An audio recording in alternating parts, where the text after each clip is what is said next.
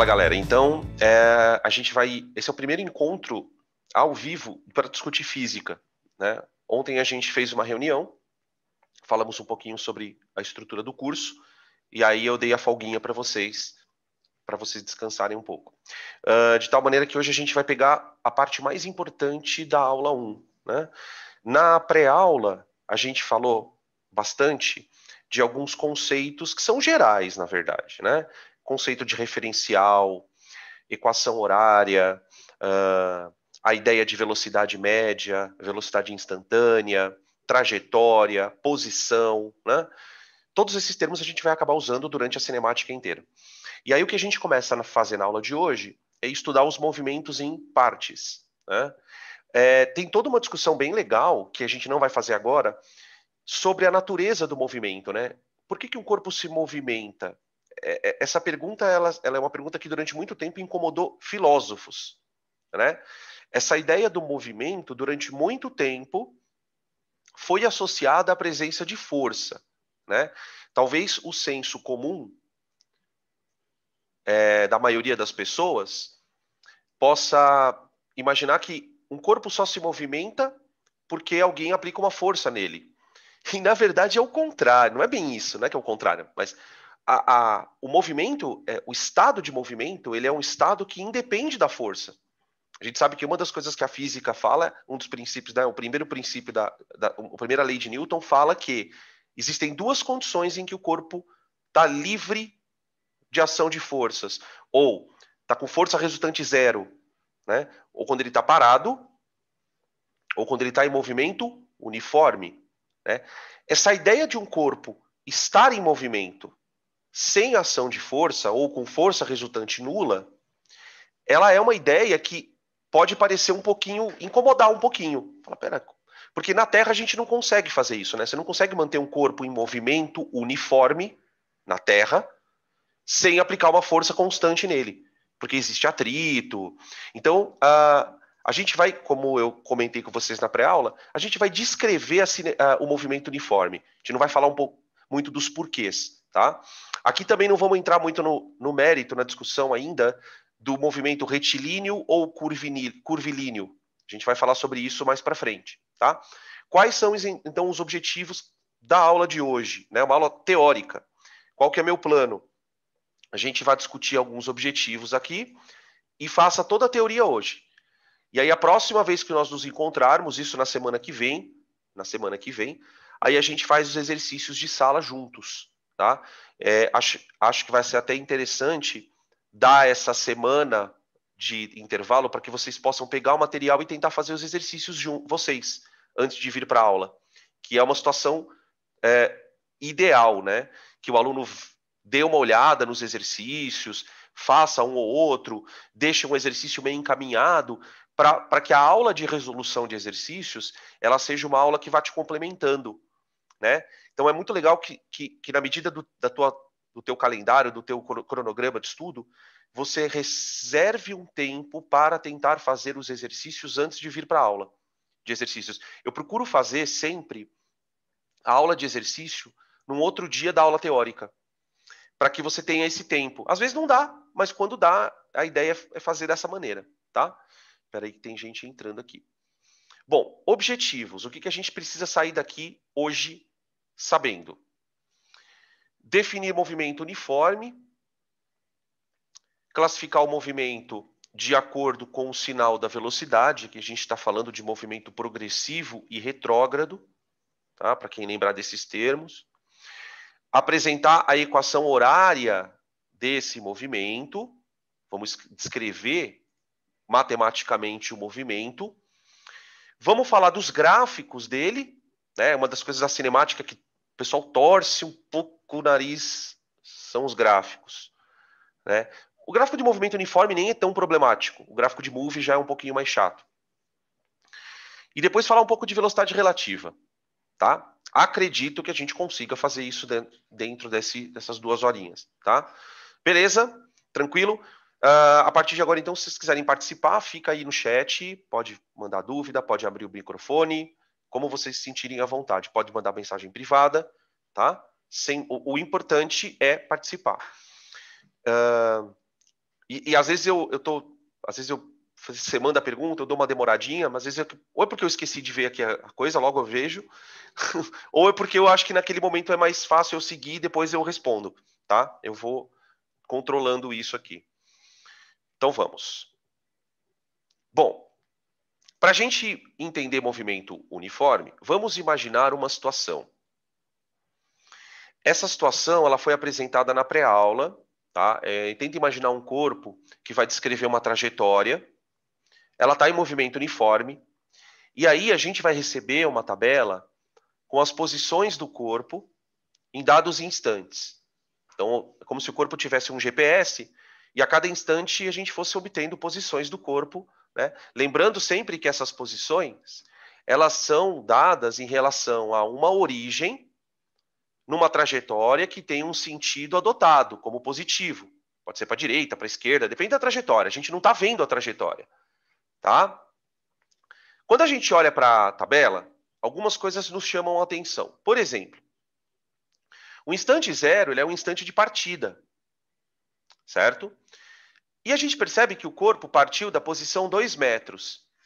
Né? Então aqui a gente já chama a atenção daquela frase que muitas vezes a gente vê em exercício de cinemática, né? Ah, o corpo parte da origem. Esse corpo não partiu da origem. Ele partiu de uma posição fora da origem. No instante 1 segundo, ele estava na posição 6. Então você concorda que no intervalo de tempo de 1 segundo, ele andou 4 metros, certo? Tá. Se eu considerar o intervalo de tempo entre 1 e 2, ou seja, 1 segundo também, ele também anda mais 4 metros. Né? Ele está andando... Perceba que... Tenta imaginar na tua cabeça que ele está em cima de uma régua. Ok? E que ele está indo para a direita, está se afastando do zero. Tá? E veja que o deslocamento dele é constante. A cada segundo ele anda 4 metros. Aí, ó, de 2 para 3, a mesma coisa. E assim sucessivamente. A gente imagina que esse processo vai acontecer indefinidamente. Muito bem. O que a gente pode escrever dessa tabela? Né? O corpo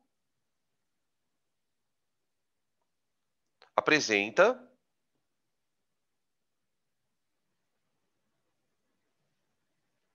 uma... Eu poderia escrever aqui taxa de deslocamento, mas eu vou escrever velocidade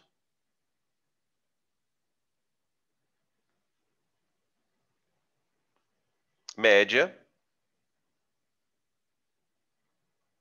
Opa. Constante.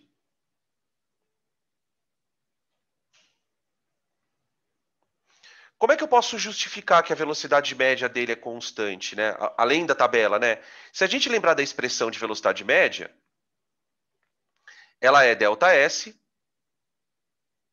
por ΔT. Ô, gente, se você pegar aqui, nessa tabela aqui, qualquer intervalo de tempo, não precisa ser de 1 segundo. Pega um intervalo de tempo, por exemplo, de 2 até 5, pega de 1 até 3, pega de 2 até 6. Se você pegar qualquer intervalo de tempo e calcular o ΔS pelo ΔT, você vai chegar numa velocidade de 4 metros por segundo. Certo? Agora, para pensar um pouco.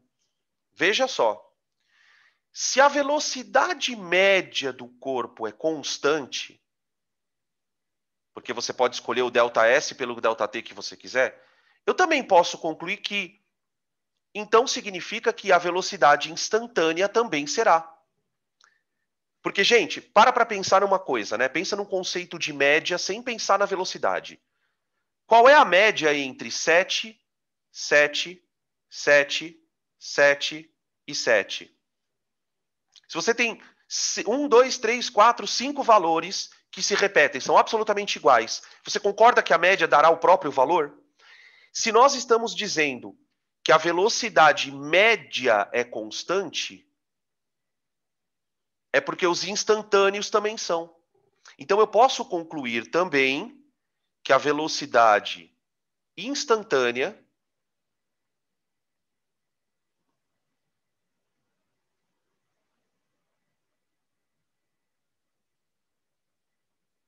é constante.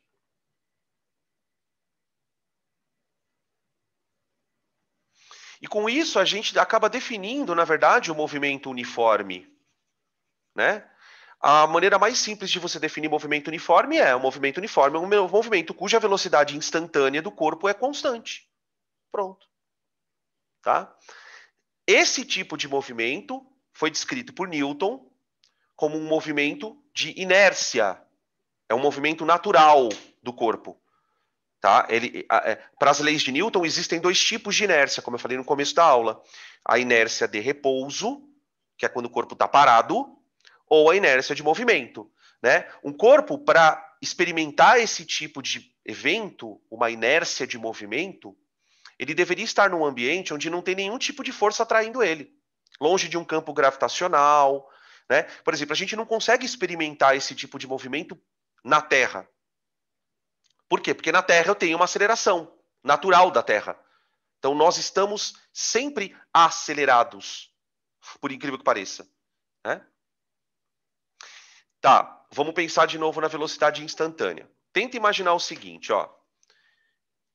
Peraí, estão falando aqui. Tá, olha só a história da velocidade instantânea. O que é a média? Vamos imaginar uma situação. Imagina que eu tenho valores. Por exemplo, vai. Eu tenho um corpo que está numa trajetória. Tá? Então ela tem vários pontos da trajetória. Vamos imaginar que aqui a velocidade do corpo seja 3. Aqui a velocidade do corpo seja 4. E aqui a velocidade do corpo seja 6. Pronto. Tá? Então, ó, nesse primeiro trecho, ele tem uma velocidade média de 3 metros por segundo. Até aqui. No segundo trecho, ele tem uma velocidade de 4 metros por segundo média. E no terceiro trecho, ele tem uma velocidade média de 6. Tá? Aí eu falo para você assim, galera, vou calcular a velocidade média total. Para você calcular a velocidade média total, você teria que tirar uma média desses 3 números. Tá? Beleza. Então aí você vai tirar uma média e vai dar um valor aqui. Nem importa, não vamos perder muito tempo. Ok. Você concorda comigo que se eu trocar esses valores, então ó, isso aqui é uma velocidade média. Isso aqui é uma outra velocidade média. Essa aqui é uma outra velocidade média, certo? Agora eu vou trocar esses valores. Então, ó, agora a velocidade média aqui não é mais 3, não é mais 4 e não é mais 6. Agora a velocidade média aqui é 11, 19 e 35. Você concorda que se essas velocidades mudam, a média total vai mudar? Certo? Então, o que a gente está tentando perceber? Quando eu tenho um movimento que tem várias velocidades médias, isso indica que esse corpo certamente mudou a sua velocidade. Né? Poxa, se ele estava com 11, agora ele está com 19, aí ele está com 35. Então, quando você pega uma tabela dessa e começa a calcular um monte de velocidade média, escolhe lá o intervalo de tempo que você quer. Calcula a velocidade média. Escolhe outro. Quando você começa a calcular as velocidades médias e percebe que está dando diferente, o que você pensa? Opa, se as velocidades médias estão diferentes, o cara deve estar mudando a velocidade. Agora, se eu pego um movimento, calculo uma velocidade média, dá 4, calculo outra, dá 4, calculo outra, dá 4, mudo o intervalo, calculo, dá 4. Eu falo, opa, se eu estou calculando uma velocidade média e está dando sempre 4, é porque o corpo está sempre com a mesma velocidade. Se ele está sempre com a mesma velocidade, a velocidade dele é instantânea e constante. Né? A velocidade média, a velocidade instantânea é a velocidade que você marcaria no velocímetro dele. Então, o que eu imagino? Que esse cara está sempre com 4 metros por segundo. Em nenhum momento ele freou, em nenhum momento ele acelerou. tá? Isso é uma forma de você descobrir por uma tabela. Tá, uma tabela. Escolhe várias velocidades médias. Faz um teste aí, calcula umas 3. Percebeu que deu tudo igual? Pode ter certeza, o cara está em movimento uniforme, tá? Ficou claro, gente? Qualquer coisa eu explico de novo, tá? Eu vou apagar essa rascunheira, que isso aqui é besteira, tá? Então, ó, vou definir movimento uniforme. O movimento uniforme é caracterizado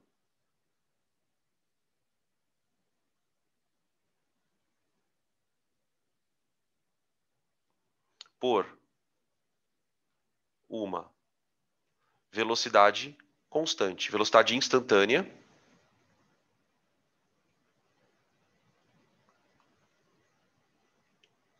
constante. Espera aí que eu já olho aqui. Só um minutinho. Escrevendo aqui.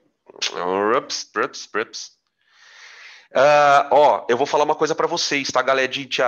O conceito de velocidade instantânea não é um conceito tão simples, tá? Ele requer um tempinho para a gente se acostumar com essa coisa de velocidade média, instantânea, tá? Eu entendo que seja natural isso. Esse é o movimento uniforme. Uma forma que você tem de olhar para o movimento uniforme, a não ser pela tabela, é pegar esses dados e colocar num gráfico, né? Então eu mapeei a posição de um corpo em função dos instantes em que eu escolhi e vou botar no eixo, sistema de eixos. Aqui, sistema de eixo, tá? No sistema de eixos eu coloquei a posição no eixo Y em metros. Deixa eu só fazer uma coisa aqui.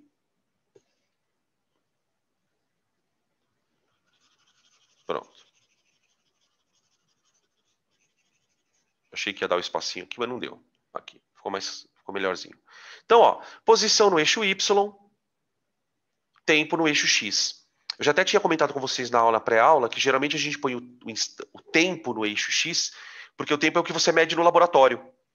Né? Você põe o corpo para andar e liga o cronômetro. Então você está controlando o cronômetro. Então a cada 1 segundo você aperta posição, posição, posição, posição, posição. Ok? Olhando nesse gráfico, a gente percebe uma reta. Então aqui entra a nossa querida matemática. Tá?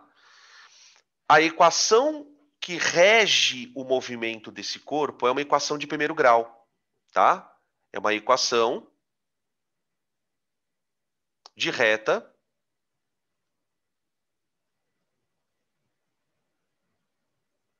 de primeiro grau. Daqui a pouco a gente vai falar sobre ela. É o famoso sorvete, né?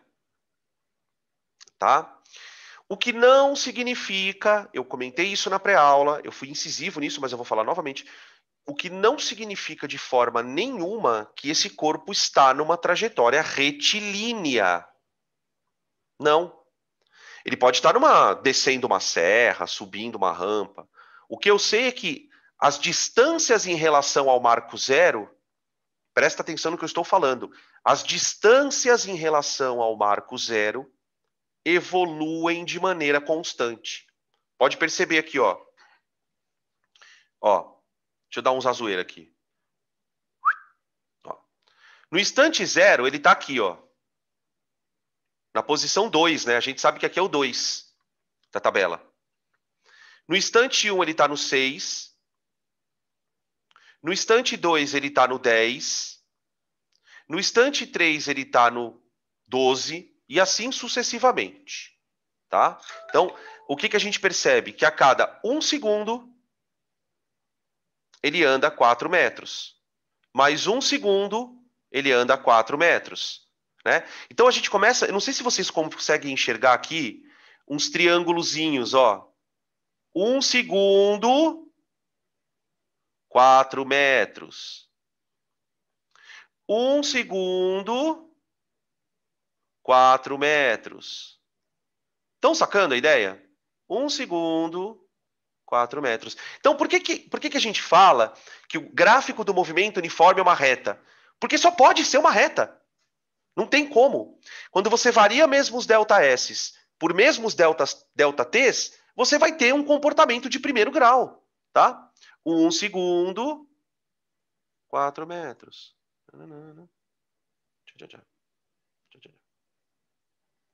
Ok, tudo bem. Isso aqui é o básico do básico do básico, tá? Básico do básico. Vamos discutir daqui a pouco, reta subindo, reta descendo, inclinação, tananã. Ok. Vocês devem lembrar da matemática. Qualquer coisa pode mandar coisa aqui no chat, tá? Já vou meio que trocar o slide, tá? Já vou meio que trocando o slide. Vocês devem lembrar da matemática, para quem já estudou matemática mais a sériozinho, que quando você vai estudar funções, cada função tem um jeito diferente, né? Então a gente aprende função de primeiro grau, função exponencial, função logarítmica, função modular, funções trigonométricas, seno, cosseno, tangente. Anyway, a equação de primeiro grau ela tem um formato quando você põe ela no gráfico, né? Aquele formato famoso que a gente representa assim, ó. Y, que é a grandeza que está no eixo Y, no nosso caso seria a posição, né? É igual a um número vezes x. X é a grandeza que está no eixo X. Tá? Y e x são as variáveis. Essa letra A aqui, ó, o pessoal da matemática chama de parâmetro. Ele tem um significado na fórmula, tá? Mais um termo sem x. O que a gente vai fazer agora é pegar toda a matemática desse assunto e trazer para a física. O que é o y? O y é a posição. O que é o x? O x é o tempo. Então, qual que é a brincadeira? Você quer saber qual a posição de um corpo? Joga aqui o instante que você quiser. Ah, eu quero saber qual a posição do corpo daqui 30 segundos. Põe lá 30 no lugar do x. É para isso que a gente estuda função, né? Lá na matemática, o x ele é o domínio da função. E o y é o contradomínio, né? Na verdade, o y seria a imagem, né? Sendo mais específico, o y seria a imagem, que é o valor que você obtém quando você joga o x. Tá? Aqui, qual que é a brincadeira? Quem é o nosso domínio da minha função horária? É o tempo. Por exemplo, eu não posso colocar no x o valor negativo. Não tem tempo negativo. O y é a posição do corpo. A posição ela pode ser negativa, sim. Pode. Porque lembra que a posição é uma régua. Ela pode ter os valores positivos e ter os negativos. Tudo bem, gente? Então, percebe que o que eu estou tentando fazer com vocês é pegar toda a matemática que vocês manjam e tentar maquiar ela com a física, tá? Vamos obter essa equação horária e vamos tentar entender o que significam essas letras A e B, tá bom? Podem tirar print aí desse slide para a gente passar para frente. Dan. Oi. Então, quando você fala que, por exemplo, eu não posso considerar que a trajetória é retilínea, certo? Eu estou levando em consideração porque não seria um deslocamento vetorial, né? Eu estou falando de uma grandeza escalar. Exatamente, porque, por exemplo, aqui a gente ainda está brincando de achar que a velocidade é só um número, né? A gente sabe que isso não é verdade, porque quando você fala que o movimento é curvo, já era, ele tem aceleração, pelo menos a centrípeta. Então o problema aqui é, esquece que a velocidade é um vetor, pensa na velocidade sendo só um número, e se esse número é sempre o mesmo valor, pronto, movimento uniforme. É isso mesmo, a ideia é essa, tá? Beleza? Tranquilo. Então, ó, vamos falar um pouquinho mais dessa equação horária. Vamos entender o que ela significa, né? Depois que você faz esse tipo de estudo, gente, você vai perceber que você nunca mais vai ter problema de decorar a fórmula. A gente vai falar tanto da fórmula, você vai falar, sorvetão, Torricelli, é tranquilo, né? Eu costumo dizer o seguinte, e eu quero que você escute isso e faça uma crítica em relação a você mesmo. Se você ainda tem problemas com memorização de fórmula, significa que você ainda precisa crescer mais em física e química, né? O aluno que já está num nível bom para brigar, vamos dizer assim, no bom sentido, né? Ele já não tem mais o problema de memorizar uma fórmula. Então, na hora que ele precisa recorrer, a não ser aquela outra fórmula meio, tipo, fórmula do efeito Doppler, né? Fórmula do período do pêndulo, né? Mas, por exemplo, tem aluno que lembra até isso. Mas por que o aluno lembra? Porque ele usa muito, a gente fala muito do negócio. Então, não é para... É uma coisa que eu sou muito contra, mas tem momentos, né? É a coisa do formulário. Não precisa ter formulário. Você precisa ter as fórmulas no seu caderno, cada uma no seu capítulo. Então, lá na mecânica, você tem que ter no caderno as fórmulas de mecânica, né? E sempre deduzir. Quem já teve aula comigo sabe, acho que de todas as fórmulas de física que a gente trabalha, eu não deduzo umas 3 ou 4. O resto é tudo deduzida, não porque, eu vou prestar ITA, não. É porque esse processo de deduzir entra naquele pacote que a gente conversou ontem sobre respirar a física. Entrar no mundo da... Como é que o cara pensou naquilo? Como é que ele chegou naquela fórmula? A partir do momento que você sabe isso, você não vai mais ter problema com memorização de fórmula. Ninguém vai pedir para você deduzir fórmula nunca, tá? Tudo bem? Então vamos lá. Vamos falar da equação horária. Imagine que isso aí é uma trajetória. Tudo bem? Isso aí é uma trajetória. Essa trajetória tem uma orientação. Tá lá. Orientei para a direita como sendo positivo. Muito bem. Essa trajetória vai ter uma origem, que vai ser aqui. Eu escolhi a origem ali, então ali é o S igual a 0. Tá? Vamos imaginar que num outro ponto, fora da origem, eu tenha um corpo. Então, S0 é uma posição inicial de um corpo no instante T0, que é o início de tudo. Tá? Lembrando que não tem tempo negativo. Né? A situação começa a partir do momento que o T é igual a 0. Aí esse corpo ele vai se deslocar em movimento uniforme. Vamos admitir que ele vai fazer um deslocamento constante, ou seja, a cada segundo ele anda o mesmo ΔS, tá?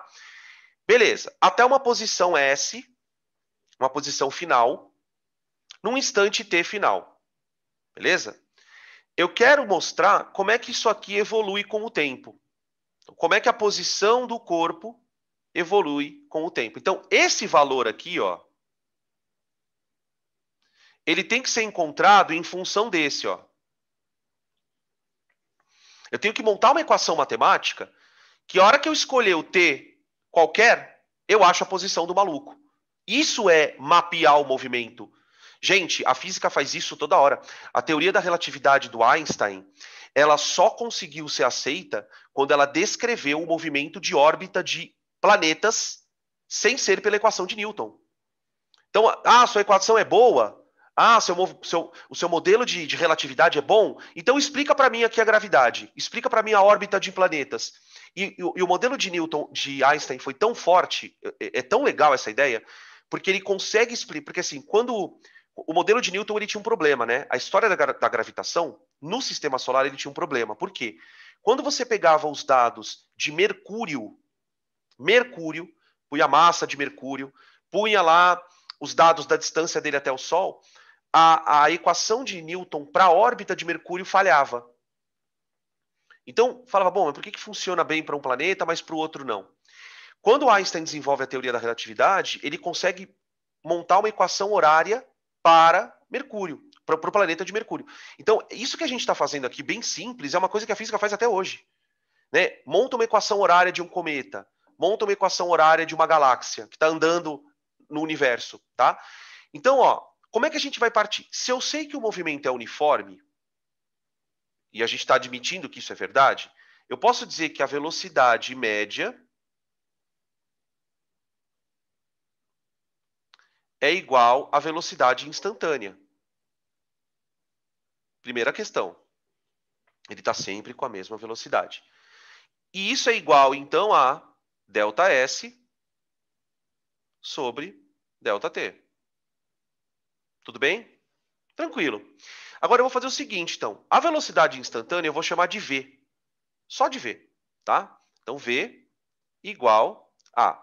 O ΔS vai ser a posição final, naquele dado instante que a gente está considerando, menos a posição inicial. O famoso S menos S0. Né? Só lembrando que S é esse comprimento aqui, ó.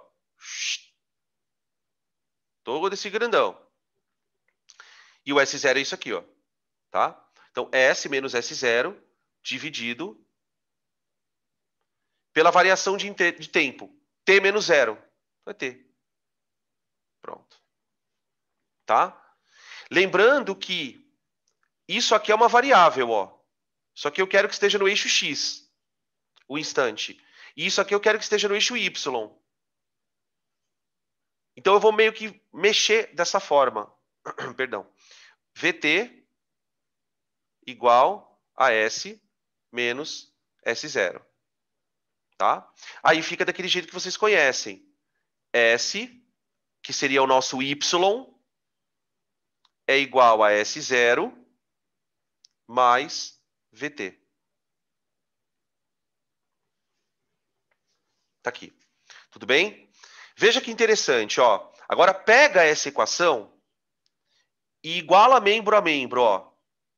Y, que seria a grandeza das posições no gráfico. Isso aqui é o X, não é, ó? X. Tá? Esse número que está grudado no X, que a matemática chama de coeficiente angular, a gente acabou de descobrir o que ele é, ó. É a velocidade do corpo. Ah, então se tiver aí, por exemplo, 5t, é porque a velocidade é 5? É.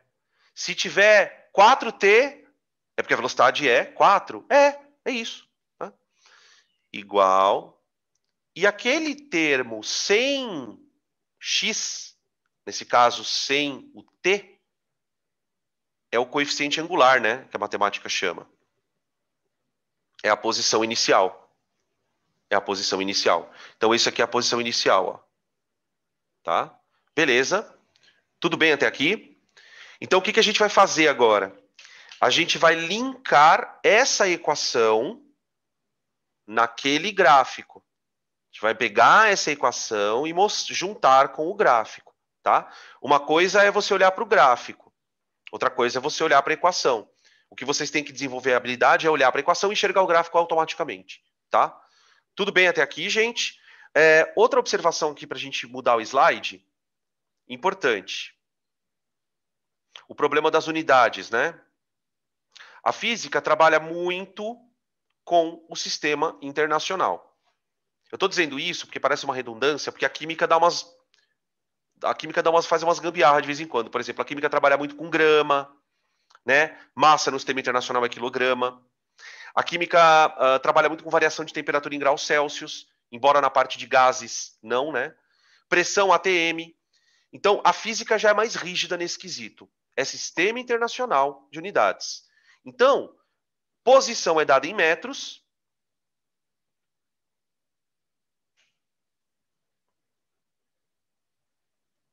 E tempo em segundos.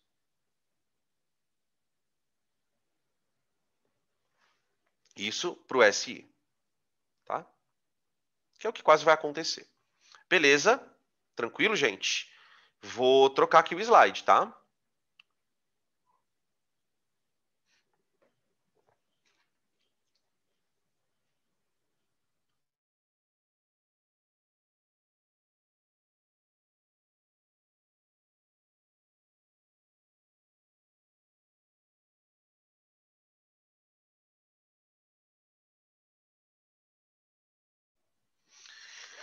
Equação horária do Uniform Movement, ok? Tá em inglês. Puta, escapei agora, hein?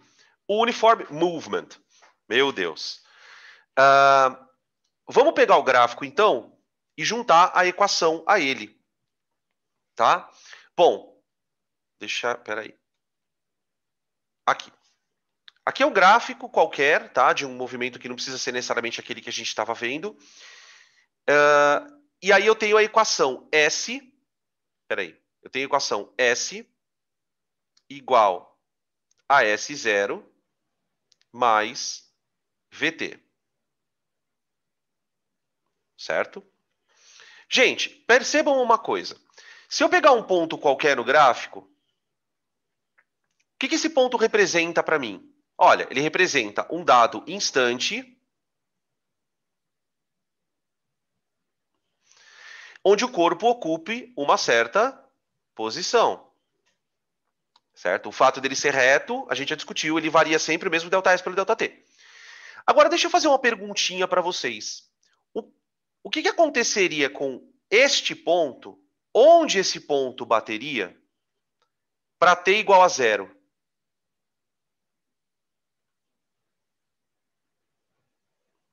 Onde o corpo está para t igual a 0, gente? Onde o corpo está para t igual a 0.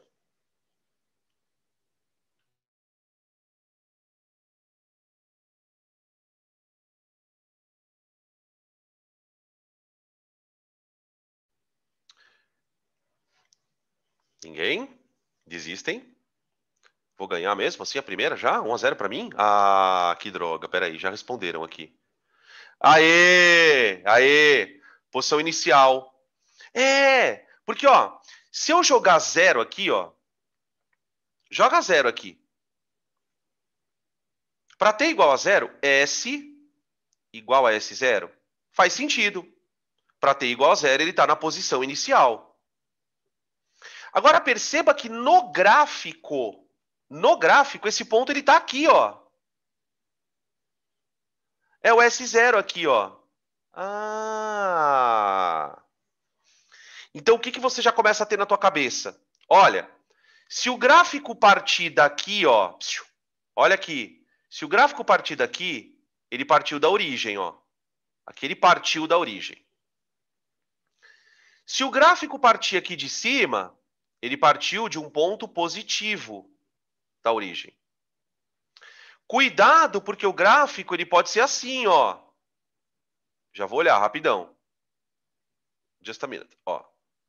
Olha como é que pode acontecer. Imagina um gráfico de posição em função do tempo e o maluco tá assim, ó. Ele faz isso, ó. Oi! Estão sacando, ó? Ele partiu de uma posição antes da origem. Então você já começa a perceber que o gráfico ele pode subir ou descer no eixo Y. Né? Ele pode ficar fazendo isso. Mas aonde ele encosta no eixo Y é a posição inicial do cara. E isso é o sorvete. Você gosta de quê, Ju? Sorvete do quê? Eu adoro sorvete de pistache. Eu amo sorvete de pistache.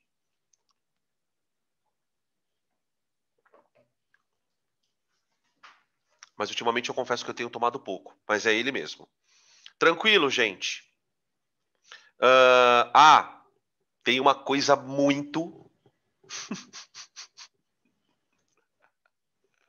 peculiar. O que você quer dizer com gosto peculiar? Você está usando um eufemismo aí, eu já tô ligado nos Paranauê. Você está usando eufemismos. Deixa eu apagar essa porcaria aqui. Pronto. Creme é bom. Com petit gateal, né? Com petit gateal. Ó. Outra coisa que eu queria comentar com vocês. Se eu pegar um ponto aleatório do gráfico, eu vou pegar ele mais para a direita aqui para ficar mais fácil. Ó. Então aqui você tem um instante t. E aqui você tem um ponto S qualquer. Certo? Tá, agora presta atenção no que eu vou fazer. Eu vou fazer uma reta, um segmento de reta aqui paralelo ao eixo X, ó. E eu vou formar um triângulo, de maneira bem proposital, eu formei um triângulo aqui. Tá? Veja que esse triângulo é um triângulo retângulo, porque ele tem um ângulo de 90 graus aqui. E aqui ele tem um ângulo alfa. E aqui ele tem um ângulo beta. Certo? O que eu sei sobre esses dois ângulos? Alfa mais beta tem que dar 90 graus. Eles são complementares. Porque lembra que num triângulo, a soma dos ângulos internos é 180 graus. Tá. Agora eu convido vocês a perceberem que se você olhar para o ângulo alfa, este pedaço do triângulo aqui é um cateto oposto ao ângulo alfa. Esse segmento aqui, ó. Tá? E este outro segmento aqui, que eu tracei aqui, é o cateto adjacente. Vocês lembram que num triângulo retângulo, eu posso relacionar a tangente de um ângulo com o catetos. O cateto oposto sobre o cateto adjacente. Certo? Isso é o que a matemática nos conta. Só que a física tem uma interpretação para isso. Veja que interessante, ó. Se você olhar para o cateto oposto, o que é o cateto oposto, gente? Não é o quanto ele andou na posição? Não é o ΔS? Isso aqui, ó. Isso aqui é o ΔS. E o cateto adjacente não é o ΔT? Certo? Então eu posso dizer que a tangente daquele ângulo é, na verdade, o ΔS pelo ΔT. Coisa bizarra, né? A tangente de um ângulo é o ΔS pelo ΔT. Ou seja, a tangente do ângulo é, na verdade, a velocidade do corpo.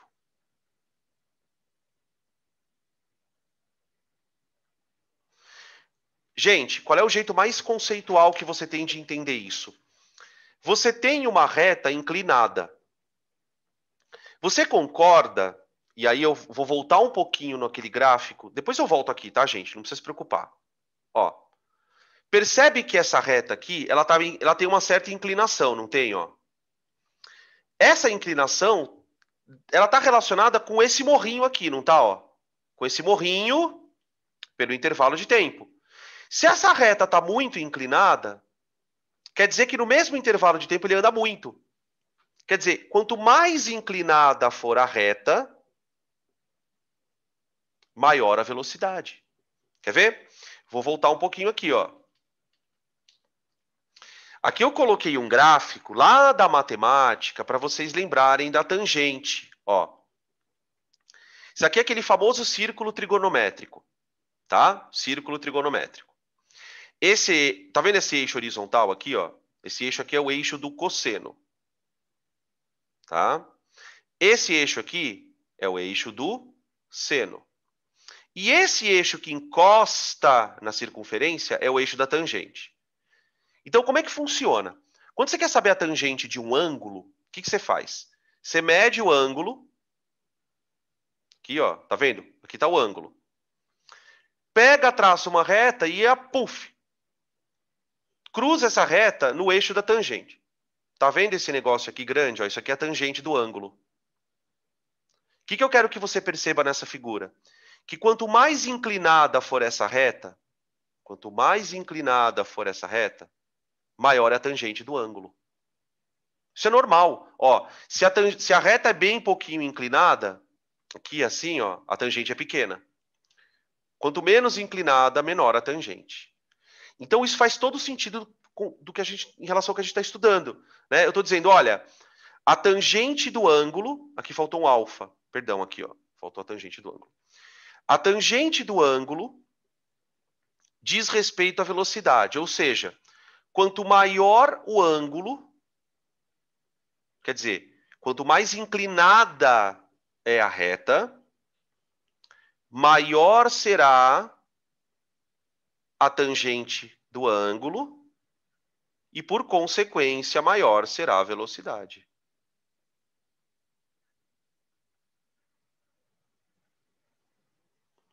Tá? Beleza? Quer ver uma coisa muito interessante para testar o que a gente está falando aqui? Vamos imaginar um gráfico de posição em função do tempo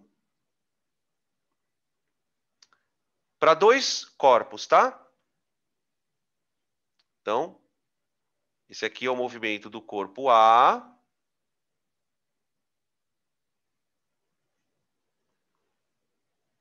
E agora o movimento do corpo B.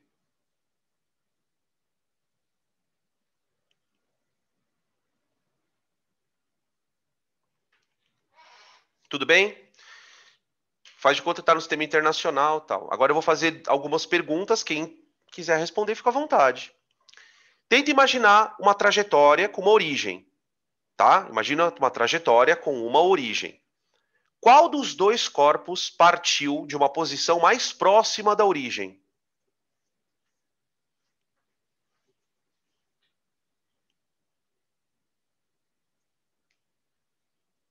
Qual partiu de uma posição mais próxima da origem? Ah, boa! Então o B partiu mais para frente, não é isso? O B partiu mais para frente, ok. Suponha que os dois tenham partido no mesmo instante. Os dois partiram no mesmo instante. Existe alguma possibilidade do corpo A alcançar o B? Porque o A partiu lá de trás, não é? Existe alguma possibilidade do corpo A alcançar o B? Sim ou não, e justifique.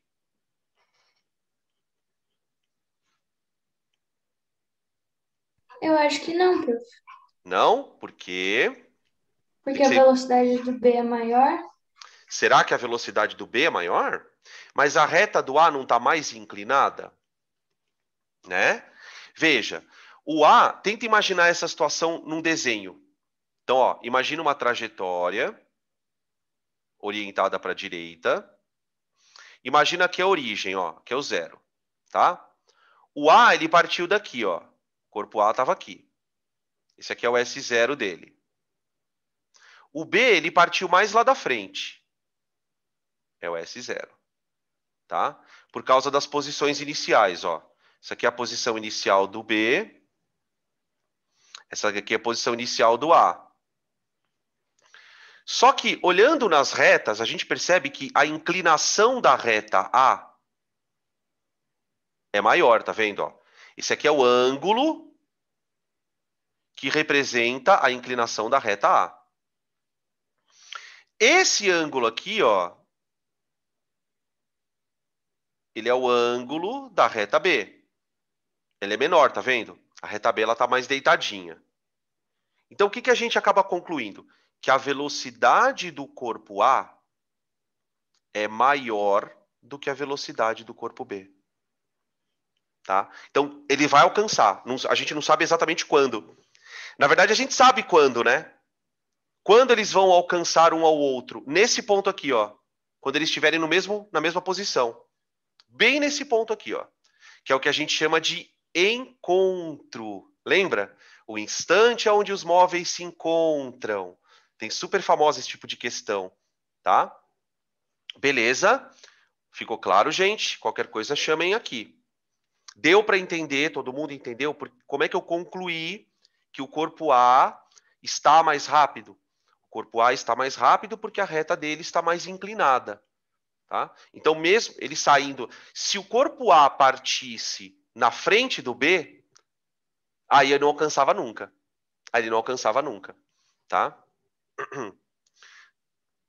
Podem tirar print, gente. Para a gente trocar de slide aqui.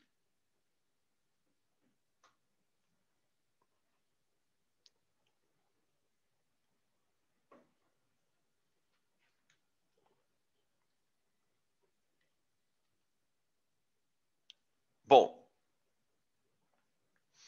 agora o que a gente vai fazer é pegar aqueles dados e construir a equação horária do movimento. Né? O que a gente já tinha visto no começo da aula? Que esse movimento era uniforme, porque o ΔS sobre o ΔT dá sempre o mesmo, não importa em que intervalo de tempo você escolha. Então, ele é um movimento uniforme. Aí a gente viu que, por ser um movimento uniforme, qual é a equação matemática que vai descrever a posição do cara? S igual a S0 mais VT. Lembrando que, de forma nenhuma, a gente pode afirmar que ele está andando numa reta. Só que as medidas estão evoluindo como uma reta. Tá. Aí, olhando na tabela, esse valor eu sei quanto é. Ó. Posição inicial. Né?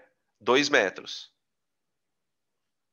A velocidade do corpo, eu também sei quanto é. É 4 metros por segundo. Tá? Então, a equação horária do corpo é S igual a 2 mais 4t. Aí, uma coisa que eu queria comentar também, né, em relação à equação horária, é o seguinte. O que significa esse 4? Ah, esse 4 é a velocidade, ok. Mas eu quero que você enxergue o seguinte. A curva de velocidade, ela está assim, ó. Curva de posição, né? Perdão. Quando eu falo curva, na verdade, é um jeito de falar reta, tá? Então, aqui, ó. Posição em função do tempo. Aqui está a nossa equação de velocidade. Essa equação de velocidade, ela tem um ângulo com a horizontal, né? Então, aqui você tem um ângulo. Lembra aquele ângulo que eu tinha desenhado aqui, agora há pouco? Tá. Quanto vale a tangente deste ângulo? Né? A tangente desse ângulo vale 4. A tangente de alfa é igual a 4. Tá? Então, é uma reta bem inclinada. Né? Porque você para pensar o seguinte, quanto que vale a tangente de 45 graus? A tangente de 45 vale 1. Para uma tangente da 4, é porque a reta está bem inclinada. Tá? É uma velocidade relativamente grande em termos de inclinação. Tá? Percebem que é interessante você começar a acostumar o teu cérebro a olhar para isso aqui, ó, e enxergar isso aqui. Beleza? Tranquilo? Aí o cara pode perguntar para você, qual a posição do corpo no instante 15? Vai lá e substitui o valor, tá? Fechou? O que a gente pode fazer agora? A gente pode pegar esses gráficos e olhar um pouquinho para eles, não para eles especificamente, né, mas para o caso diferente. Né? Eu coloquei aqui algumas coisas para a gente falar. Ó. Esse tipo de gráfico de movimento uniforme é o gráfico característico dos movimentos que nós vamos chamar a partir de hoje de progressivos. Tá? Você pode definir movimento progressivo de várias maneiras. Né? Eu gosto dessa definição que está na figura. Ó. O movimento ele é chamado de progressivo quando o cara que está fazendo o movimento, né, o corpo, ele anda no mesmo sentido da trajetória. Então é assim, você considerou que para a direita é positivo. Tudo que estiver andando para a direita será positivo. Você considerou que para cima é positivo. Tudo que estiver andando para cima é positivo. Então, a maneira mais conceitual de você definir é um movimento a favor da trajetória.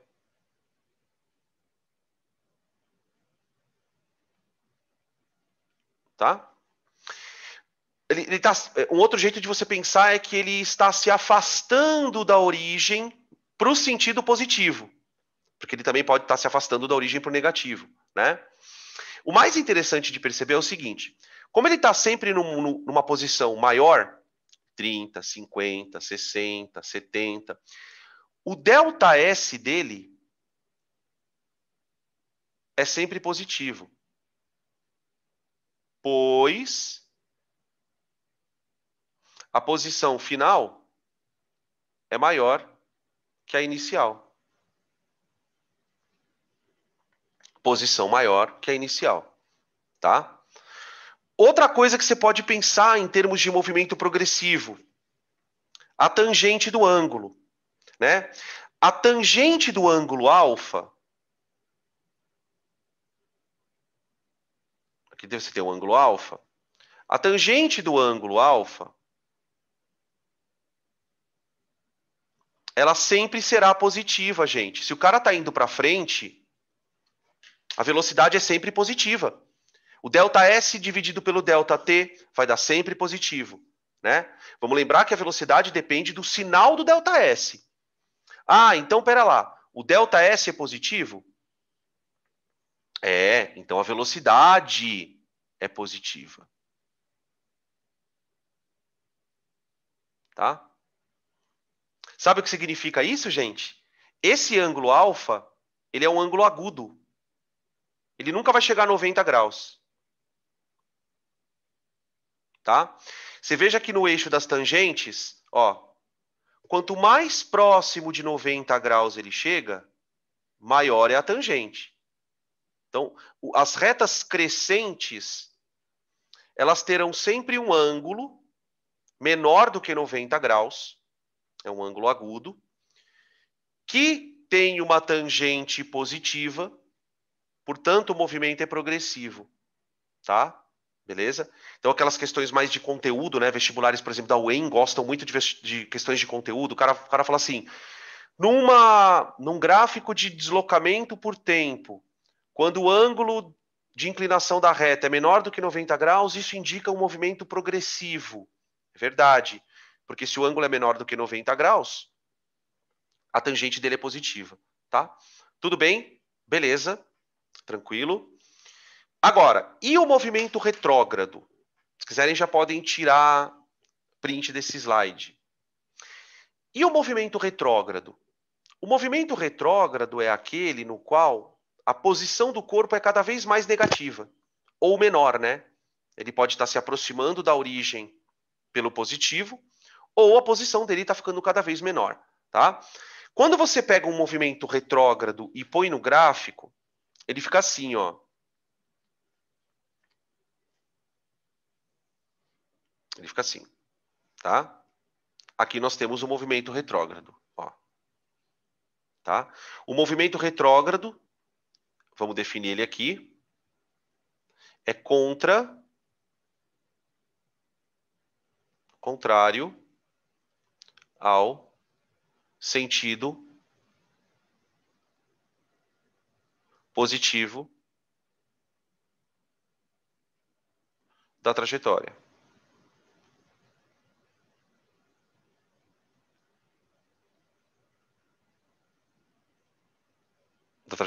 Tá bom? Tá indo contra a trajetória. Beleza? Nesse caso, vai acontecer uma coisa muito curiosa. Veja, aqui nós temos a posição inicial do corpo, né? Ó, é o S0. Veja que ele está numa posição inicial bem longe da origem, ó. E aí, conforme o tempo passa, a posição dele está cada vez mais próximo da origem, né? Então, ele está se aproximando da origem, né? Então, há uma aproximação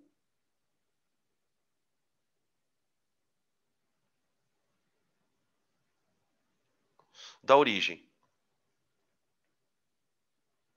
Acontece o seguinte, como ele está no sentido contrário da régua, você concorda que a posição dele final sempre será um número menor do que o inicial, né? A posição final, ó, ele sempre vai ser menor. Mesmo que ele continue indo para o negativo, como ele está indo contra a trajetória, ele está indo cada vez mais para uma posição negativa. Qual a consequência disso, gente? Então, como consequência disso, toda vez que você calcular o ΔS desse movimento, ele vai dar negativo. E isso tem uma outra consequência, por sua vez, né? Se ele está se aproximando da origem, portanto, o ΔS dele é negativo, quando eu fizer a conta da velocidade média, ela vai dar negativa também. Isso caracteriza o movimento retrógrado, né? Toda vez que a Gi tinha feito uma intervenção agora há pouco, né, sobre aquela questão da velocidade ser ou não um vetor, né? A gente disse que ainda não é um vetor. A velocidade para a gente aqui, ela só tem número, tá? Se o número for positivo, ele está indo a favor da trajetória. Lembrar que a favor da trajetória não quer dizer para frente, quer dizer para aquele sentido que você disse que é positivo, né? Se a velocidade der negativa, ele está indo contra o sentido considerado positivo, tá bom? Beleza. Outra coisa que eu queria comentar é sobre a inclinação da reta, né? O que acontece? Deixa eu voltar um pouquinho aqui. Quando a reta é crescente, nós consideramos a inclinação dela de que maneira? A gente vem da origem, traça uma paralela ao eixo X, não é isso? E mede o ângulo nesse sentido aqui, ó. Esse aqui é o ângulo alfa, não é, ó? Tá? O que acontece quando a reta é decrescente? Vamos olhar para a inclinação de uma reta decrescente. Vem cá. Ó. Traça a paralela. E agora, galera, quem é o nosso ângulo alfa? É esse ângulo aqui, ó. Esse é o ângulo alfa. Você tem que ir no sentido anti-horário, como você fez no outro. Como você fez no outro. Esse é o nosso ângulo alfa.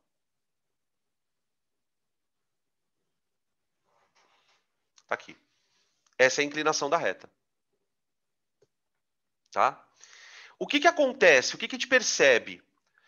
Quando o movimento é retrógrado, a reta é decrescente.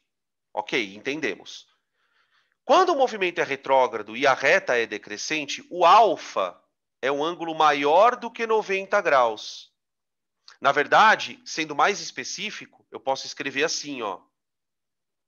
Opa. Eu posso dizer que esse ângulo alfa, diacho. Eu posso dizer que o ângulo alfa, ele é um ângulo maior que 90, mas ele não chega a 180. Concorda? Todo mundo consegue perceber isso, gente? Sabe o que acontece, então, nesse caso? Este ângulo, ele tem uma tangente. Só que a tangente desse tipo de ângulo, que a gente chama de ângulo obtuso, né? A tangente desse ângulo, ela é sempre um número negativo. E tem que ser, né, gente? Tem que ser. Por quê? Porque a gente já sabia que a velocidade era negativa. Tá? Tá aqui, ó. Opa. Ó. Deixa eu dar um zoom aqui para vocês olharem o círculo trigonométrico, ó. Os ângulos que a gente está procurando são ângulos assim, ó. Tá? Então, quando você tem um ângulo acima de 90 graus, a tangente dele vem aqui para baixo, ó. Ela vai dar um número negativo. Então, por isso que a gente fala, né, na aula, você já deve ter visto o professor de física falar assim, olha, toda vez que a reta for crescente, a tangente é positiva. Toda vez que a reta for decrescente, a tangente é negativa. Tá? Mas percebam que tem uma explicação matemática para isso. E é muito importante que você saiba dar essa explicação matemática, porque isso também te força a estudar matemática. Né? Se você consegue dominar um pouco de trigonometria, a ponto de usar a trigonometria para fazer isso que a gente está fazendo, você está bem tanto na matemática como na física. Então, ó, o que a gente precisa guardar em termos de pacote do mu, né? Pacote do mu. S igual a S0 mais VT. Função horária de primeiro grau, que pode ser crescente para movimentos progressivos. Nesses movimentos, a tangente do ângulo vai dar sempre positivo. É isso aqui, ó. Ó, tá aqui, movimento progressivo, reta crescente, tá? A tangente desse ângulo vai dar sempre positiva. Lembrando que a tangente da reta, da inclinação da reta, né, é a velocidade do corpo. Se o movimento for retrógrado, a função é decrescente. Função decrescente, certo? Com a função decrescente, a nossa inclinação ela fica acima de 90 graus, tá? Que é o movimento onde o corpo está se aproximando, a posição dele está diminuindo em função do tempo, tá? Beleza? Perguntas até aqui, gente? Doideira, né? Podem tirar print para a gente fazer um exemplinho juntos aqui, então. Vamos lá. Ó, peguei uma função horária qualquer aqui para a gente destrinchá-la. Tá? Então, olhar para uma função horária e o que eu posso tirar dela. Né? Então, olhando na função horária, a primeira coisa que vai nos chamar a atenção, até aqui não vai fazer muita diferença, daqui a pouco isso vai fazer, né? Mas agora não. Ela é uma função de primeiro grau. Né? Ó, tá aqui, ó, o t está elevado à primeira. Então, isso é um movimento uniforme. Tá. Daqui nós temos duas observações. A posição inicial do corpo é -3. Eu vou pensar no sistema internacional. Tá? Lembrando que quando você olhar para a função horária, você já enxerga assim, ó, S igual a S0 mais VT, né? Ó, você já faz isso aqui. Tá? Já peguei a posição inicial, vou pegar a velocidade do corpo, que é 5 metros por segundo. Então eu sei que ele não partiu da origem, né? Outra coisa que eu sei é que o movimento dele é progressivo. Né? O movimento dele é progressivo. Quer dizer, a cada instante que passa, a posição dele é maior. Né? A posição final dele é sempre maior que a inicial. Tá? E aí eu posso imaginar isso graficamente representado, né? Que é super simples também. Né? Tem muitos exercícios em que você vai pegar a função horária e vai imaginar o gráfico dela para fazer alguma outra coisa. Então, na função horária, a gente vai colocar assim, ó. Posição em metros. Ah, peraí. Notem uma coisa interessante aqui, ó. A posição inicial dele é negativa. Então, ela tem que partir no eixo Y, da parte negativa do eixo. Então, eu imagino o eixo X aqui um pouco para cima, ó.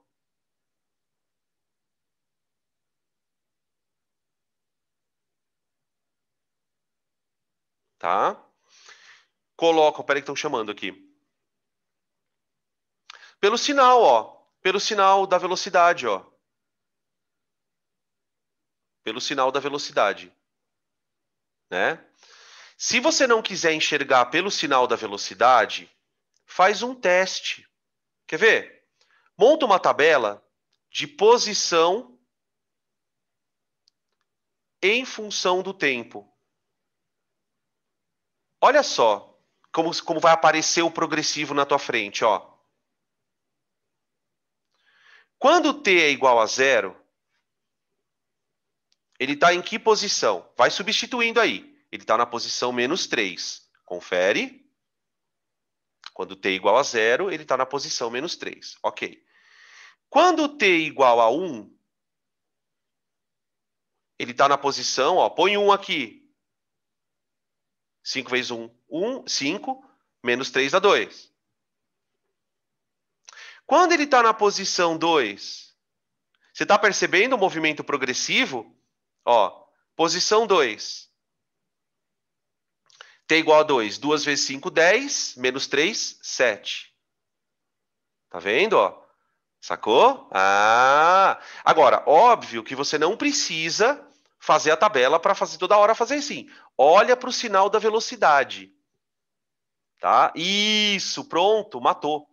E uma coisa muito importante, viu? Que vale para quem está me perguntando isso, mas para todos. Em nenhum momento eu estou usando a palavra acelerado e retardado ainda. Não temos aceleração. O movimento acelerado e retardado, ele precisa ter aceleração. A gente não tem aceleração aqui. Então, aqui no movimento uniforme, a pergunta é progressivo ou retrógrado? Tá? Beleza? Tranquilo? Ó, o gráfico vai ser assim, então. Ele vai partir do -3 e vai fazer isso, ó. Oi! Nhão. Tá? Agora, deixa eu fazer uma perguntinha para vocês. Esse ponto aqui, o que ele é?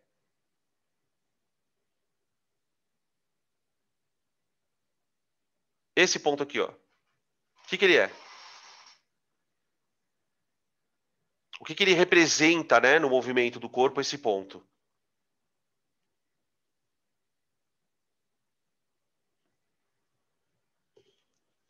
Gente, eu tô com uma coceira na mão. Nossa Senhora. E aí? Vocês estão me enrolando. Vocês estão me enrolando. O que é... Ah, apareceu aqui. É só pressionar que aparece, tá vendo? Momento em que ele trocou... quase isso, viu? Ó, pensa que não tem como ele ter trocado de movimento, porque ele está sempre indo para frente. Ele está sempre indo para frente. A velocidade dele é positiva. Mas tem uma outra coisa. É que você está pensando nisso porque você pensou no move. Se isso fosse uma equação de velocidade, estaria certa a sua resposta. Quando o S ficou igual a zero, apareceu. Então, esse aqui é o instante, presta atenção. Instante no qual o corpo passa pela origem. Qual é o instante em que o corpo passa pela origem? Você já deve ter visto esse tipo de pergunta, né? Qual é o instante em que o corpo passa pela origem dos espaços? Um corpo, ele só vai passar... Porque tenta pensar numa trajetória assim, ó, gente, ó. Pensa numa trajetória positiva para a direita. Pensa que a origem é aqui, ó. O nosso corpo, ele partiu daqui, ó. E ele partiu para direita. Ah, como é que você sabe que é para direita? Por causa da velocidade, ó. A velocidade não está positiva? Ela não está concordando com a trajetória? Então, movimento progressivo. Então, vai chegar uma hora em que ele vai passar por aqui, ó. Esse ponto é esse ponto aqui no gráfico, ó. Tá? Quando é que ele passaria pela origem também? Se ele tivesse partido daqui, ó, e andando para a esquerda. Não é o caso, tá? Não é o caso. Deixa eu até apagar aqui para não ficar zoado. Tá bom? Então, ó, como é que você encontra esse ponto no gráfico? Você pega a equação horária, sabe a equação horária? Ó, S igual a menos 3 mais 5t. E agora você quer saber qual é o valor de t para que isso seja zero. Ó. Você quer que isso seja zero. Tá? Então, 0 igual a menos 5, 3. Para quem lembra da matemática, quando você iguala uma função a zero, o que você está fazendo com ela? Tirando a raiz. Né? Então, o t ele é igual a 3/5 de segundo. Ou 0,6. Quer dizer, ele vai sair no instante zero e ele vai demorar 0,6 segundos para passar pela origem. No instante 0,6 ele já passou aqui, ó. Aqui. Instante 0,6. T igual a 0,6 segundos. Tudo bem? Deu para entender, gente? É legal você pegar a equação, transformá-la num gráfico, fazer ela virar uma tabela, fazer o desenho do lado, né? Com essas abordagens todas, você consegue se virar nos exercícios, tá? Você já consegue fazer todas essas coisas. Se ele te der um gráfico, você consegue pensar na equação. Se ele te der uma tabela, você pensa no gráfico. Tá? Se ele te der uma equação, você pensa no desenho. Beleza. Podemos continuar.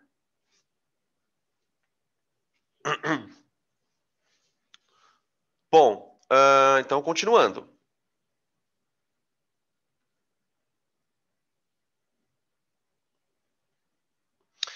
Função horária de velocidades. Gente, quando um corpo anda em movimento uniforme, a posição dele varia, mas a velocidade não, certo? Ou seja, a velocidade é uma função constante. Lembra da matemática? Gráficos de funções constantes, gente, eles podem ser só positivos ou negativos, não tem muita diferença. Né? Então, por exemplo, a gente aprendeu agora há pouco, vou voltar aqui, que quando o gráfico é crescente, o movimento é progressivo. Já explicamos aqui por quê. Se o movimento é progressivo, a velocidade é positiva. A velocidade é positiva. Então, como é que fica o gráfico de velocidade? Ó, aqui. Para o movimento progressivo. Então, o movimento progressivo ele tem dois gráficos associados a ele. O gráfico de posição, que é uma reta inclinada, crescente. E o gráfico de velocidade, que é uma função constante positiva. Tá? O movimento retrógrado, ele tem uma reta de posição, né, decrescente, a posição dele. Por quê? Porque a velocidade é negativa. Negativa. Tá bom? Tudo bem, gente? Perguntas?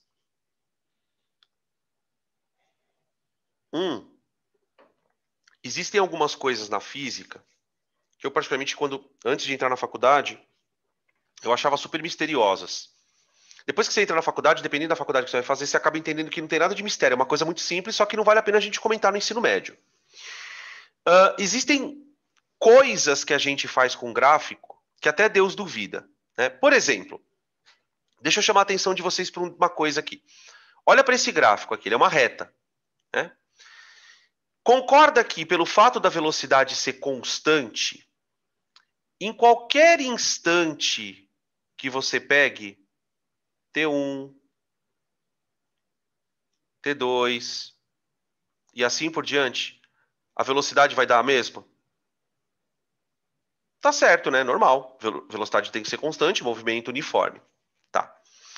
O que a gente percebe é que, quando eu pego um certo instante e meço a velocidade, sem querer, mas querendo, como diria nosso Chaves, eu delimito uma figura geométrica. Por exemplo, se eu pegar de 0 até T3, eu tenho aqui uma figura geométrica. O gráfico, ele forma uma figura geométrica. Que nesse caso é um retângulo, certo? É um retângulo. Esse retângulo tem dimensões, né? O que seria o lado desse retângulo? O que seria o lado desse retângulo? Bom, tem um lado aqui que seria o ΔT.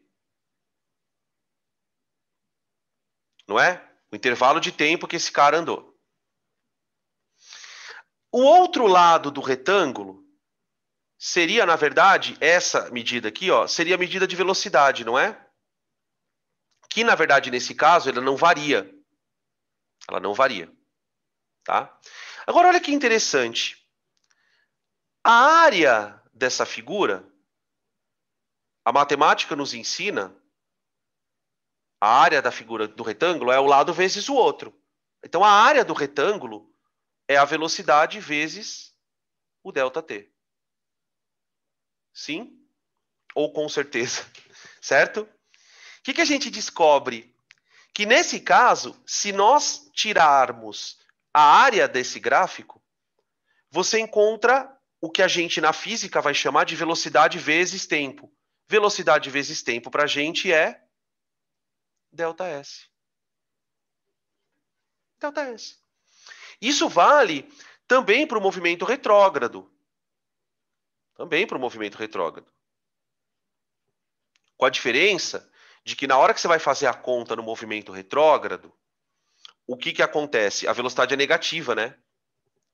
Ela está com valor negativo.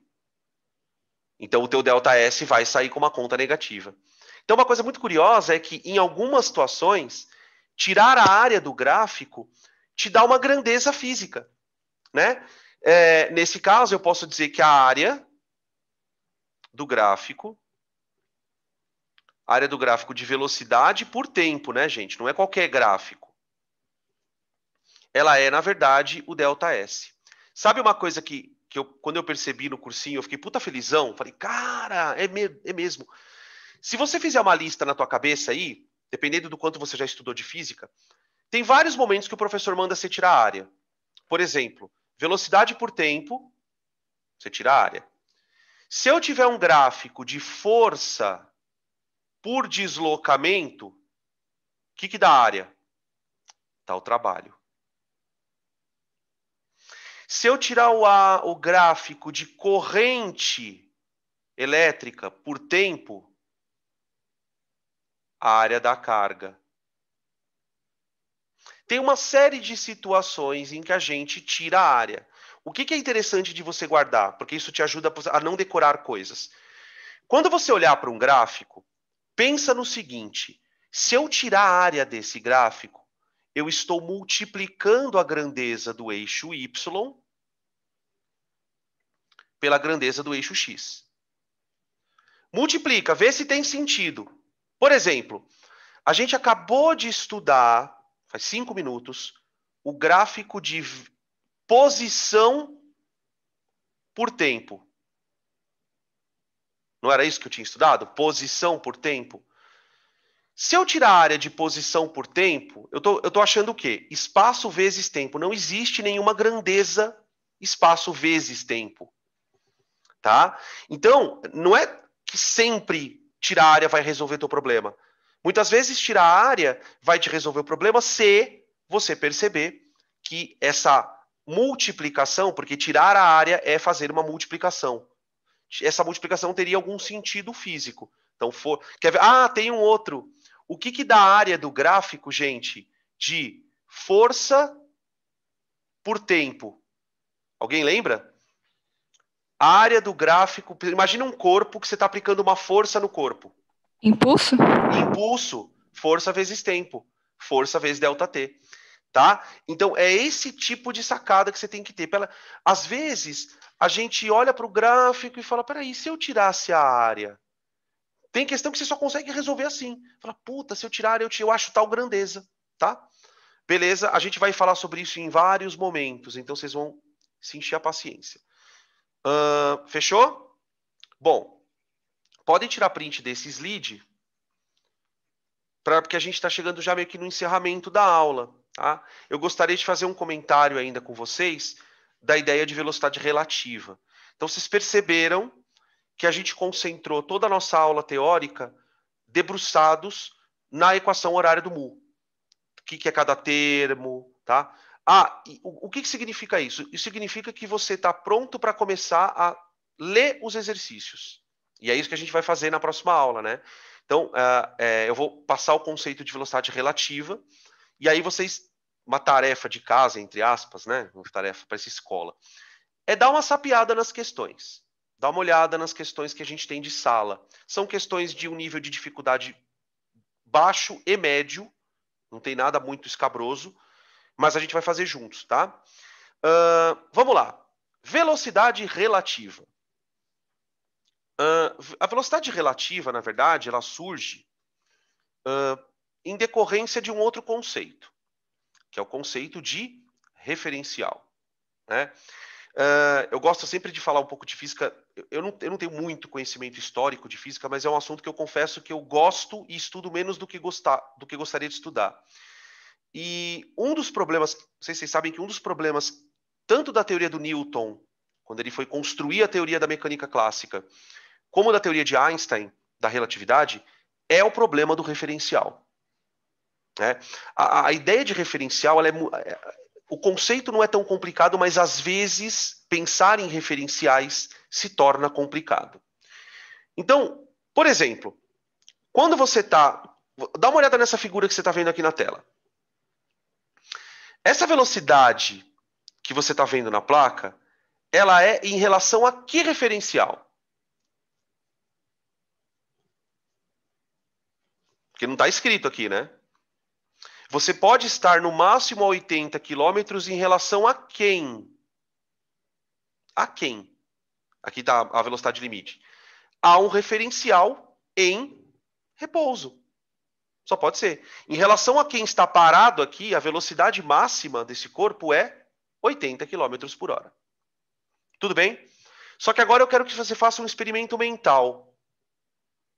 Tenta imaginar que você está numa moto. Num carro. Do lado desse caminhão. Andando exatamente emparelhado a ele. De tal maneira que você olha pela janela e você vê o motorista. Você concorda que o caminhão para você está parado? Vocês estão andando juntos, mas em relação a você o caminhão está parado. Então, a velocidade, a palavra velocidade, na verdade, ela sempre carrega por trás, consigo, a palavra relativa? Por exemplo, essa placa deveria estar escrito assim: 80 km por hora é a velocidade máxima em relação ao solo. É que, obviamente, está subentendido que é em relação ao solo, né? Agora, muitas vezes na física, pensar na velocidade de um corpo em relação ao solo não é a melhor saída do problema. Problemas que envolvam ultrapassagem, problemas que vão envolver velocidades, composições de movimento. Muitas vezes é interessante você se colocar você colocar no problema um referencial em movimento. Então, a velocidade relativa, ela geralmente é relativa a um referencial em movimento, né? Quando a gente fala, por exemplo, assim, a velocidade do corpo é 80 km por hora. Quando você fala só a velocidade do corpo é 80 km por hora, você está pressupondo que você está falando em relação a um referencial em repouso.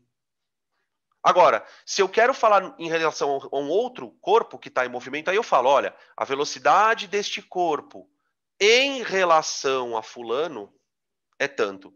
Tudo bem? Bom, aqui vamos ler juntos e aí a gente vai falar um pouquinho delas, tá?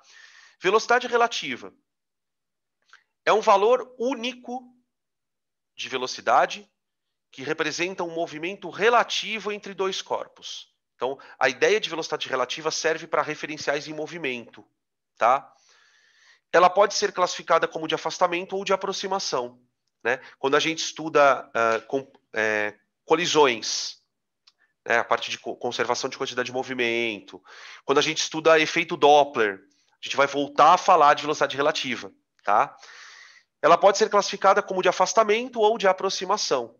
E o sentido dos móveis pode ser igual ou não, que é aquilo que eu estava falando para vocês, né? Você tem velocidade relativa de corpos que estão indo para o mesmo sentido e direção, e tem aqueles que estão em sentidos opostos, tá? Agora, em termos práticos, eu gosto sempre, porque quando a gente lê a definição, né, de velocidade relativa, a gente olha, entende, mas tem uma ideia que é a sacada. Tenta imaginar o seguinte, quer ver, ó? Deixa eu fazer um desenho para você entender.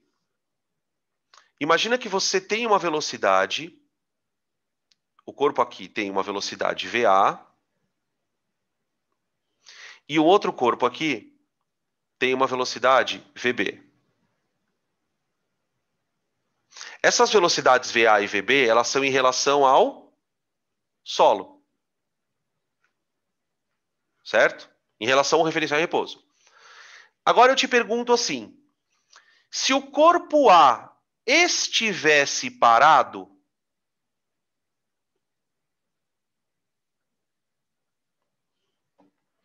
qual teria que ser a velocidade de B para que a situação fosse equivalente? Essa é a velocidade relativa. Na prática, a velocidade relativa de um corpo é o valor da velocidade daquele corpo se o outro tivesse parado. Tá? Na verdade, a física ela tem essa mágica. Você consegue pegar uma situação A, pensa numa situação A, dois corpos se aproximando, e transformá-la numa situação B equivalente. Quer dizer, dois corpos se aproximando, fisicamente tem um evento equivalente, que é um corpo parado e o outro andando com uma velocidade diferente.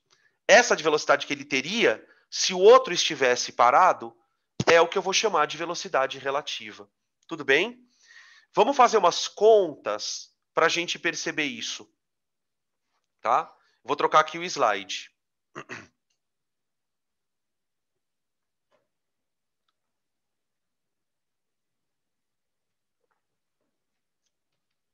Então, assim, imaginem dois corpos caminhando por uma trajetória no mesmo sentido. Então, o carro A ele tem uma velocidade VA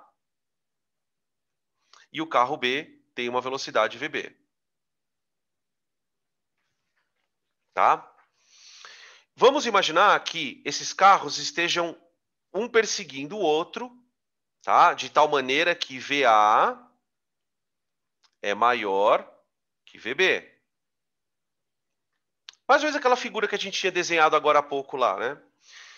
E o ponto, e assim, como o A está mais rápido, ele vai acabar ultrapassando o outro, né? E esse ponto de ultrapassagem é aqui, ó, nesse bloquinho, tá? Então veja só, para que o A consiga alcançar o B, ele vai ter que andar uma distância grande, um delta SA.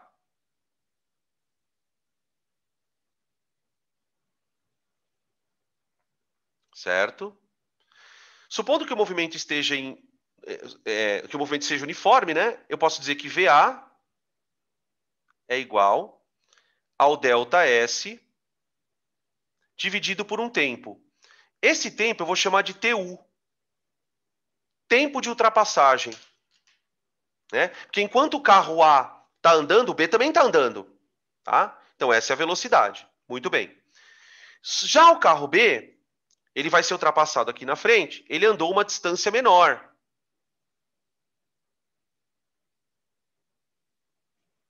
Delta SB. Para o carro B, VB é igual ao delta S dele dividido pelo tempo de ultrapassagem. O tempo de ultrapassagem é o mesmo. O tempo de ultrapassagem é o mesmo. Tá? Tudo bem? Muito bem. Como é que a gente define a velocidade relativa? Bom, a velocidade relativa entre A e B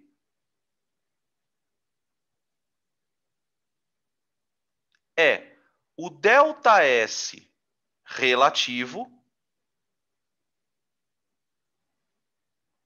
dividido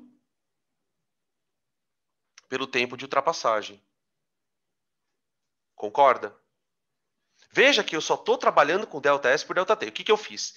Eu fiz delta S por delta T para o carro A, fiz delta S por delta T para o carro B, e aí eu penso assim, o carro A em relação ao B, ele andou, na verdade, quanto? Só isso aqui, ó, em relação ao B.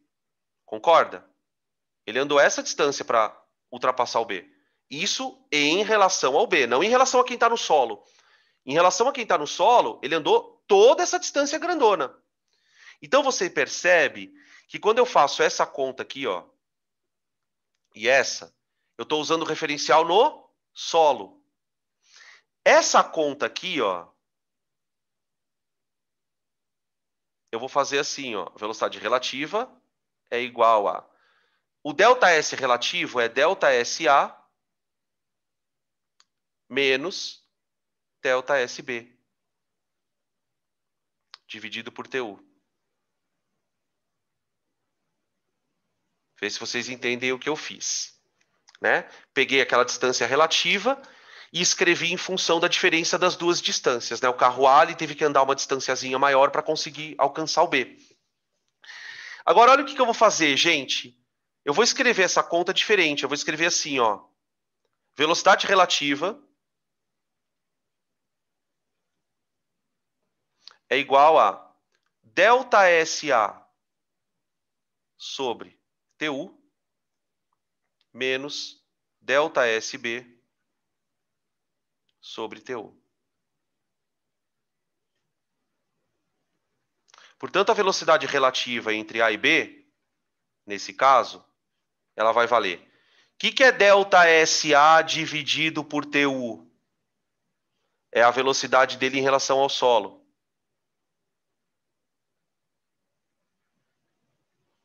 A velocidade dele em relação ao solo.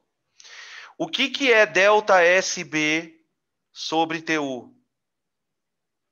É a velocidade dele em relação ao solo. Olha aquela formulinha. Quando dois corpos estiverem indo para o mesmo sentido, você subtrai. Subtrai. Tudo bem? Beleza?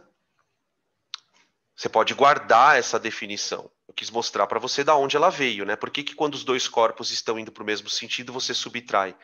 É natural a gente imaginar que subtraia, né? Só que agora eu vou fazer uma pergunta que ela é bem difícil. Tá? Por exemplo, Suponha que a velocidade de A seja 10 metros por segundo. E a de B, em módulo, seja 4. Ok? Presta atenção no que eu vou fazer agora. Qual é a velocidade de A em relação a B?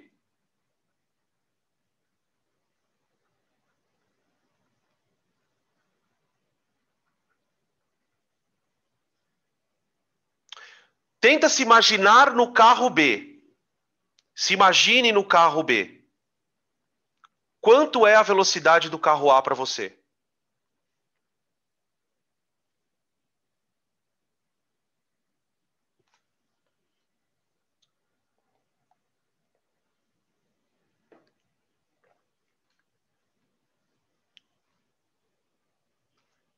Vamos ver. 6. Boa.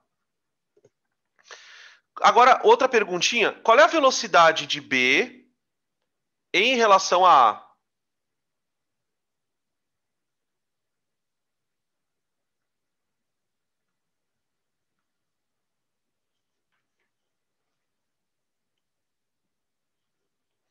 Velocidade de B em relação a A.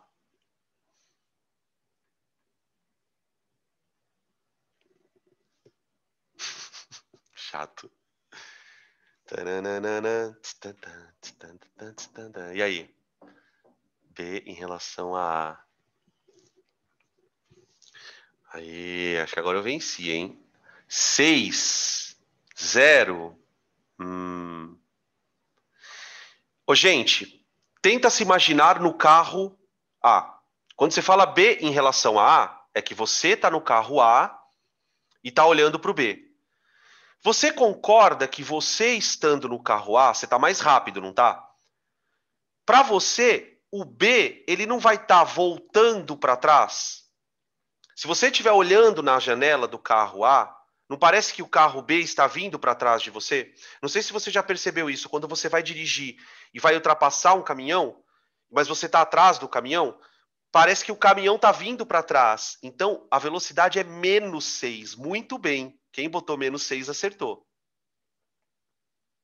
Porque, para pensar, para quem está aqui dentro, ó, ele vai enxergar o carro B vindo para trás, sendo que, na verdade, é ele que está indo para frente, né? O carro B, não. O carro B, ele está indo para frente. Então, se tem alguém olhando aqui, ó, se tem um observador dentro desse carro, do carro B, ele vai enxergar o carro A indo para a direita, indo para o mesmo sentido dele. Ele vai enxergar o carro se aproximando, né? Nesse caso aqui, se o observador está aqui, ó, a sensação dele é que esse carro está vindo para trás, o carro B, tá? Geralmente, esse tipo de pergunta é maldosa, né? Geralmente ele pergunta o módulo da velocidade relativa. O módulo da velocidade relativa. O módulo da velocidade relativa é 6, tá? Tudo bem? Beleza? Podem tirar print, porque agora a gente vai fazer o outro caso. Então, já sei que quando os corpos estão no mesmo sentido, a velocidade relativa entre eles é a maior menos a menor, tá? Agora, vamos pensar no sentido oposto, que vocês já imaginam o que vai acontecer, não é mesmo? Então, vamos lá. Para o sentido oposto, o negócio é o seguinte, ó. Você tem o carrinho A, que vai andar para a direita, com uma velocidade VA. Tá? O carro B vai andar com uma velocidade em módulo de VB. Nós vamos calcular os módulos, tá? Os módulos da velocidade. O A e o B vão se encontrar num dado ponto. Tá? Para que isso ocorra, o A andou uma distância, um deslocamento em módulo ΔSA.